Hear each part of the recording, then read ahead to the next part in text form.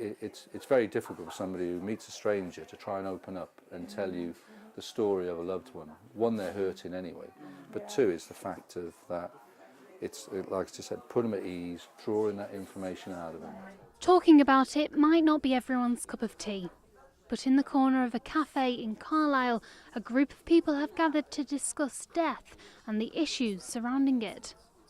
If we acknowledge that life is finite, that it doesn't go on forever, then we can push past being frightened about death.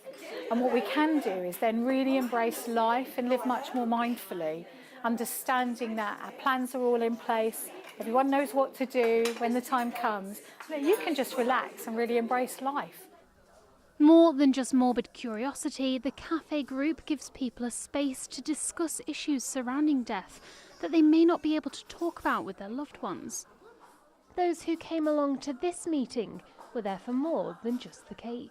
I come to Death Cafe because it's a really important part of our work that we do to encourage people to talk about death, dying and bereavement, and anything that we can attend and show people that it's a good place to talk about can only help.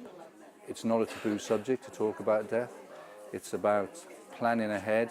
It's about saying goodbye properly, and it's also about making family and friends aware of what your wishes are and asking them to adhere to those wishes.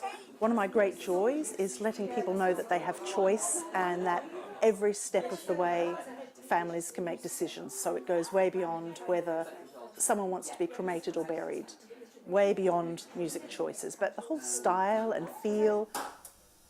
The cafe may be the first in Carlisle, but the concept was brought to life in 2011, and there are already over 7,000 cafes like this all over the world. Jill Glencross is a funeral director. She says when someone dies, for family and loved ones, making decisions can be difficult.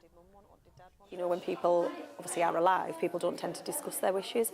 So when somebody does die, I think it's very difficult for the family because they come and say, you know, mum's died or dad's died or, you know, whoever it may be, and we haven't a clue what they want, which is difficult. And I think when they're grieving as well, and I think they make choices that they just make them because they think that's maybe what the person would have wanted.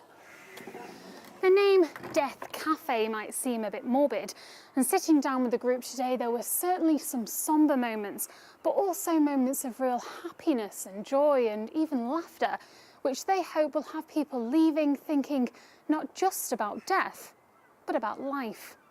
Jennifer Cordingley, ITV News, Carlisle.